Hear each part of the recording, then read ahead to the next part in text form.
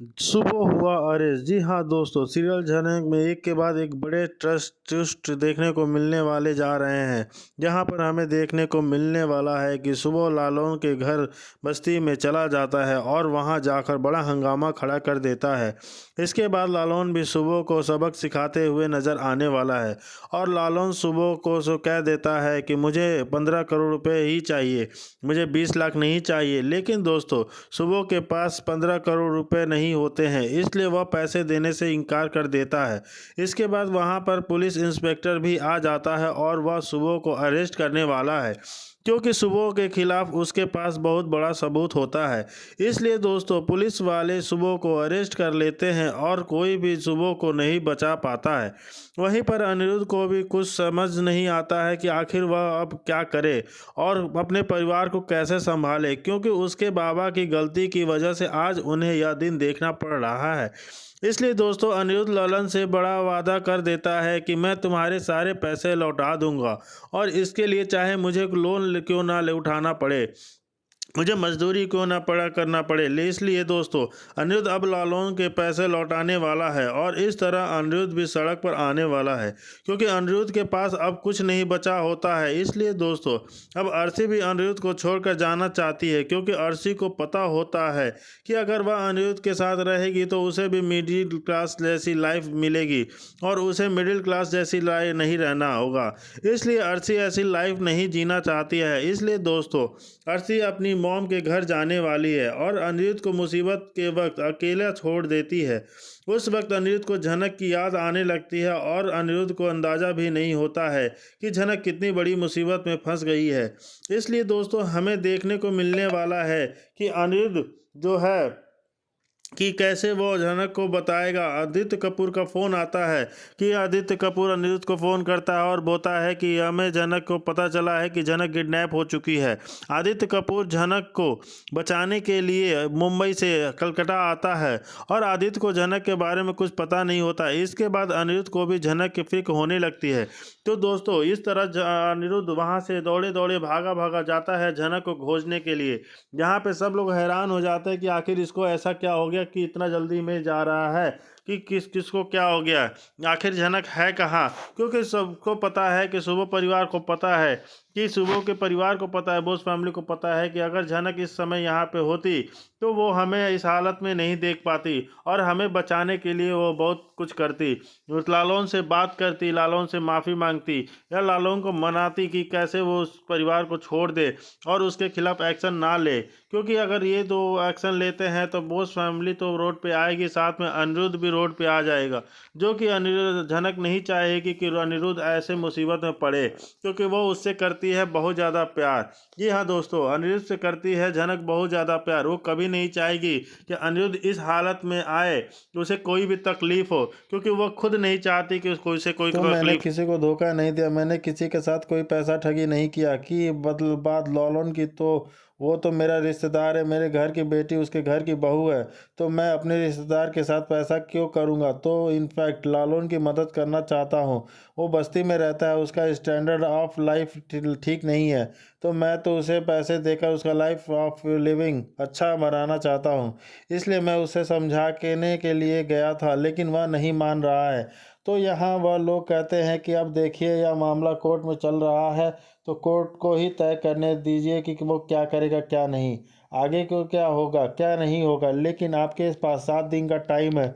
7 दिन के बाद आप अंदर अंदर आप जो मैं इस मामला को सेटल कर लीजिए, नहीं तो आपको धक्के मारकर उस घर से बाहर निकाल दिया जाएगा। दोस्तों, आप देखेंगे कि सुबह ये से कुछ भी पूछा जा रहा है, जो भी बात वह बता रहा है, कभी आगे चलकर वह पलट न जाए, इसलिए वह इस बात को जो कमिश्नर साहब अपने फ़ोन में रिकॉर्ड कर रहे होते हैं। जी हाँ दोस्तों, कभी वो पलट न जाए, इसलिए अदालत में सबूत के तौर पर वह पेश किया जाएगा। तो यानी अभी बस्ती के बाद अदालत का ट्रैक दोबारा से दिखाया जाएगा, जहाँ पर लालौन और सुबो केस लड़ रहे होंगे। तो उसे पूरा का पूरा लग रहा है कि उसे ये केस हार जाने वाला हूँ। तभी तो पैसे का बैग उठाकर सामने से पैसे लेकर गया था कि पैसे देकर मामला रफा दफा हो जाए। पर लालौन काफ़ी ज़्यादा ईमानदार इंसान निकला। उसे पैसे से में कोई दिलचस्पी नहीं है। उसे वह घर चाहिए जो उसके पिता की है। वह उस घर को अपनी फैमिली के साथ अच्छे से रहना चाहता है और बोस फैमिली ने जो कुछ भी किया है उनको उनके लिए ये की सज़ा देना चाहता है। यानी दोस्तों, अब काफ़ी घमासान होने वाला है। लालौन और सुबो के बीच जिस तरीके से यहाँ पे बोस फैमिली की दशा है, उससे तो यही लग रहा है कि जल्द ये लोग सड़क पर आ जाने वाले हैं। यह लोग यह केस हार जाएंगे कि हाँ जी हाँ दोस्तों, सुबह यह केस लड़ेगा तो, लेकिन वह हार जाएगा और उसके बाद उसे शिफ्ट होना पड़ेगा बस्ती में। वह बस्ती में अब रहने वाला है। और साथ ही आप देखेंगे दोस्तों कि बिपाशा काफ़ी ज़्यादा उल्टा जवाब दे रही है लालौन को, और लालौन भी उसे करारा जवाब दे रहा है। वह यहाँ पर कहता है कि हम गरीब ज़रूर हैं, पर इसका मतलब ये नहीं है कि आप मुझे कुछ भी कहेंगे और हम चुपचाप सुन लेंगे। जवाब हमारे पास भी है और हम भी चला सकते हैं, इसलिए आपकी फालतू बातों को हम बिल्कुल भी नहीं सुनेंगे। आप यहाँ से चले जाइए। और यहाँ पे लालौन का साथ साथ उसकी वाइफ अपू भी दे रही होती है। अपू भी खूब खरी खोटी सुनाती है तो वो उस फैमिली को, तो वो इनफैक्ट वो उनका ताना मारते हुए कहती है कि अरे बस्ती में कैसे आना हुआ आप लोगों का, आप लोग तो यहाँ भटकते भी नहीं हैं। यानी बहुत जल्द शायद आपको यहाँ रहना होगा, इसलिए यहाँ पे लोग कैसे रहते हैं देखने के लिए आए हैं। तो क्योंकि दोस्तों यहाँ पर उस दिन जानती है कि ये लोग ये केस हार जाएंगे, उन्हें जल्द से जल्द बस्ती में शिफ्ट होना पड़ेगा। और रही बात कमिश्नर साहब की, तो कमिश्नर साहब लालौन के पिता के बहुत अच्छे दोस्त थे। यानी लालौन के पिता ने जो कुछ भी मेहरबानी उसके ऊपर की, जिसकी वजह से आज वह इतने बड़े कमिश्नर बन पाए हैं, वह बहुत मदद करना चाहते हैं लालौन के परिवार का। तो वह सुबह को बिल्कुल भी नहीं छोड़ने वाले हैं। सुबह अब उनके निशाने पर आ चुका है। आप देखने वाले हैं कि जितना भी जोर लगाना पड़े, यहाँ पे कमिश्नर साहब लालौन को लगाएंगे और अपने पिता के साथ हुई नाइंसाफ़ी का बदला लेंगे। यानी अभी मामला तो बोस हाउस का है जो बहुत जल्द उनके छिन जाने वाला है, जिसका डर साफ साफ सुबह की आंखों में दिखाई दे रहा है। एनीवे, यहाँ पे बस्ती में आप देखने वाले हैं कि जब पूरे बोस फैमिली होती है तो अनिरुद्ध भी वहाँ मौजूद होता है और लालौन को समझाता है कि लालौन से वादा करता है कि मेरे पापा ने जितने भी पैसे तुम्हारे पापा से छीने हैं मैं सब लौटा दूंगा, उनका एक एक पैसा मैं लौटा दूंगा। मेरे पिता है तो उनका कर्जा मैं भी, मेरे ऊपर भी तो आता है, कर्जा चुका दूंगा। यह बात भी बहुत अच्छे से जानता हूँ कि मेरे पापा ने तुम्हारे पापा के साथ अच्छा नहीं किया, मेरे पापा ने तुम्हारे पिता के साथ बहुत पूरे परिवार साथ बुरा किया है। आज जो तुम लोगों की हालत है सिर्फ हमारी फैमिली की वजह से है, तो मुझे कोई दुख नहीं हो रहा है कि लोग आज सड़कों पर आ गए हैं, हमारा घर छीन गया है। और बाबा की ओर से देखते हुए कहता है कि बाबा का जिसके साथ जैसा करेंगे आपको वैसे ही रिटर्न में मिलता है। आप एक वक्त था जब इसके पापा के साथ चीटिंग किए थे, आप इतना बड़े फ्रॉड किया और आप बहुत जो कुछ सड़क पे हो हाथ जोड़ के खड़े हो लालौन के सामने, तो हानि तो जो जैसा करता है उसको वैसा ही भरना पड़ता है। और यहाँ पे तनुजा अपने पति से कहती है कि पैसे वैसे देकर यह मामला जल्दी से रफा दफा कर दो। इन लोगों को कुछ पता नहीं है हमारे स्टेटस का क्या होगा और हमारे फैमिली इज्जत का क्या होगा। धज्जियाँ उड़ जाएंगी हमारे सभी फैमिली वालों की। मामला जल्दी बंद कर दो।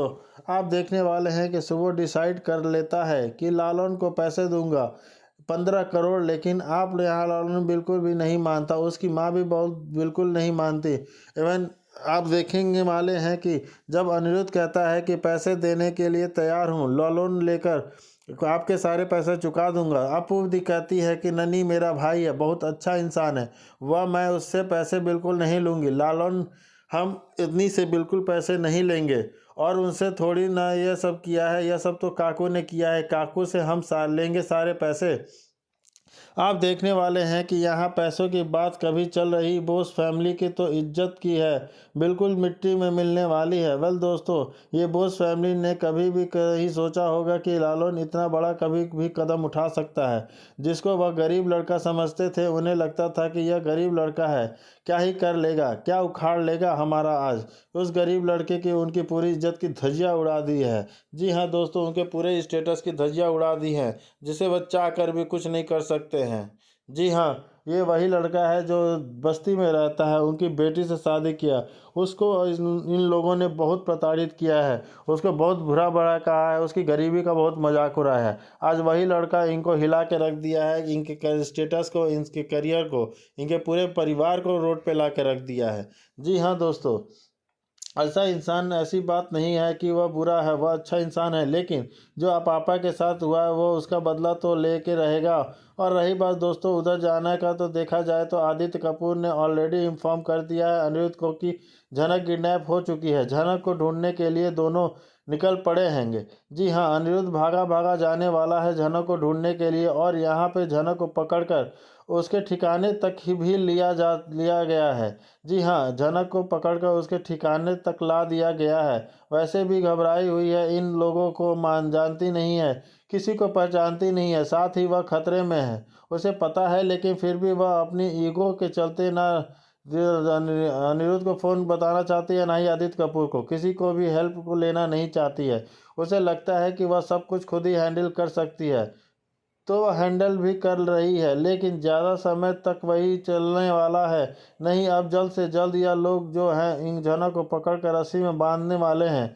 जी हाँ, और जल्दी से उसे पकड़ कर रस्सी में बांधने वाले हैं, और जो इसका ऑर्डर देगा, यानी जिस भी बंदे ने इसे पकड़वाया है, खबरें तो यही कहीं से आ रही है कि इसे ब्रिजभूषण ने पकड़वाया है, तेजस ने हवाले कर दिया जाएगा, या अगर सृष्टि मुखर्जी ने पकड़वाया तो सृष्टि मुखर्जी के ऑर्डर पर ये लोग झनक के साथ जो कुछ भी करना होगा वह करेंगे।